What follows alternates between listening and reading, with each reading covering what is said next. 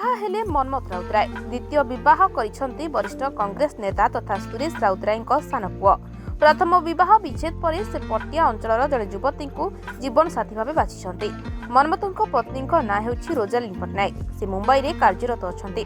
तेबे राजधानी उपकंठ डेरास निकट चंदका नेचर रिजर्ट रे बेस आडंबर पूर्ण भाव विवाह उत्सव संपन्न होइछि। सोमवार संध्या रे रिजर्ट रे अल्प दूररु बर बेसरे बाहरी मनमथ। सांगरे अल्प किछि बरयात्री थिले।